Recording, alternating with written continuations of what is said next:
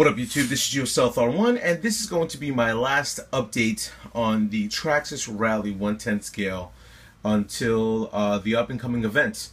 If you are attending the up-and-coming event, there should be a lot of great drift videos with this RC coming up. So since I am going to do a lot of drift videos with the Traxxas Rally, I'm not going to be throwing this into any type of dirt at this point.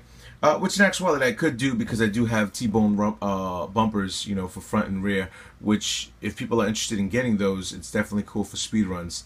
If you're looking to adapt that to your rally, it's up to you. If you want to put on your slash 4x4, they do have a set for that. But I ended up speaking up with my hobby guy, and he ended up telling me that I should come across and get a better servo. Now, the servo that I have right now is the original Traxxas 2075, which many of you right now own that in your RC.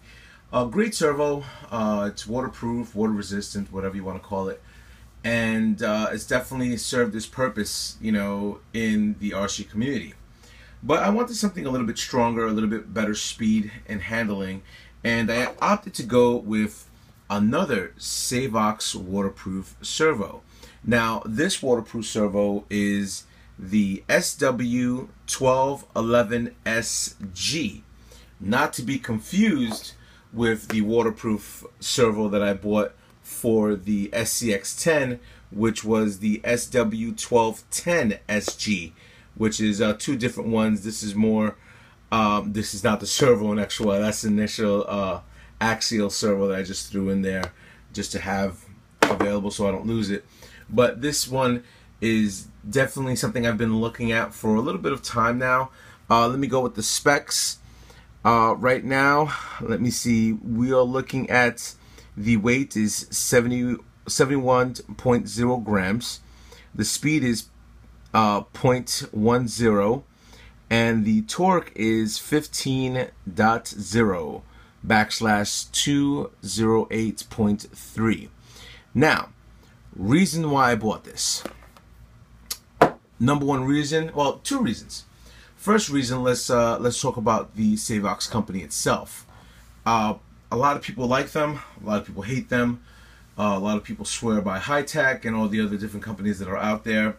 I haven't had any problems with Savox. I personally have been very impressed with the product they've been able to give out there, and I was able to take the SCX10 out for just a quick thing, and it's just so much, how can I describe it, you know, it's so much smoother than the other servos that I've utilized. The only one I can, I guess, comparably give it a test against would be the 6040 from Spectrum, which I have in my Rustler Mama Monster. But if you do plan to buy this, my personal opinion, I would say get a glitch buster from, well, there's a lot of companies that sell glitch busters, but this one is from Racer's Edge, and you can find them at www.racers-edge.com. Part number is 2474. So this is a pretty inexpensive part to get to the RC.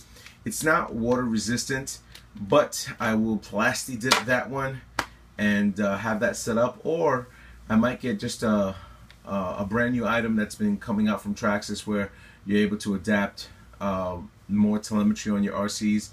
But on this RC, I might get another receiver box just to hold in a lot of the non-waterproof electronics. But here's where I'm at with this RC, just for you guys to get yourself familiarized with the Rally 10 scale. Let me take off the lid. I'll put you down. Let me take off the lid of what I have here so you guys can get a better look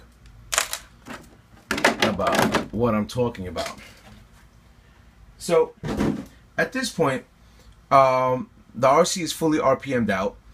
Also, I do have the Proline shocks. I do have shock covers. I do have the Dusty Motors shroud right on there, which I definitely recommend that for a lot of dirt or snow runs. I mean, I've had this on my Revo for snow and Stampede for snow. Nothing gets in there. Like I said, all RPM'd out. Underneath, you'll notice I do have the bulkhead with RPM, but I also have the T-Bone Racing bumpers as well. I do have the 8-scale Sidewinder installed into this RC. I have not tested this RC out as of yet. I've been very busy, and I haven't even thrown on the Traxxas plugs on there, or even given the wire mesh to the motor. So this RC is pretty much still at this point hasn't been tested out with that new motor installed into it.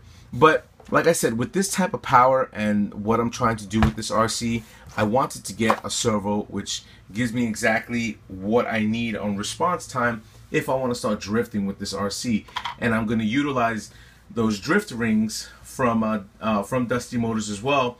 I'm hopefully within the next 2 days, I'm going to set up a drift video that I'm going to be presenting at the event, and then later on in August I'll just present all the run videos of all my RCs. But people who are coming to the event should be getting a pretty cool treat with watching each and every one of my RCs in their own different environments and stuff like that. So I'm going to take this RC apart right now, start installing the Savox servo. My only concern is I did not get a servo horn for this, so I'm hoping that the Traxxas stock one will be adapted for this one. From what I think is going to happen right now, it's not going to work, but we'll see what happens at this point on. So let me start getting this thing going and see how it comes out. I'm going to take off the shroud. Once I do present this back, the shroud will be off, so you can get a little bit more familiarized with the electronics that are in the RC. So I'll catch you guys in a few. Alrighty, so installation of the Savox servo came out really nice. It matches up with the RC really well. I'm going to start doing the wire mesh on this very soon once I put the connectors onto here.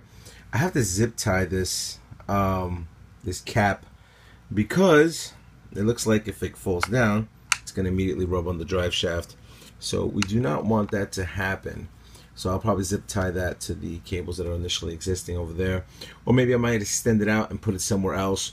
Who knows? I'm not too sure exactly what I'm going to do once I have test this out. I haven't calibrated it yet, centered it out yet. For the reason being, I do not have the connector right there. So that's where I'm at with this RC. Usually I have the camera on the tripod stand. I just wanted to give you a quick note of what it looked like. You can't really see it over there because of the new RPM bulkhead, but it went in pretty well. I have to say, I can honestly say that the servo over here is not like the Traxxas one, and I may have nipped this. If you could look at this, I may have to get a little bit, yeah, a little nick right there when I tried to push it in. So I'm just gonna throw a heat shrink on there and wire mesh, you know, like I usually do, and have that set up over there. So that's pretty much it for this initial upgrade. I'm kind of pissed off that that thing got nicked over there. It's the way it's set up is that on the Traxxas one it comes out on the end, this one it comes out on the side. So it's pretty much a tight fit for that. So anyway, rate, comment, subscribe, and tell me if I was up on YouTube. Later.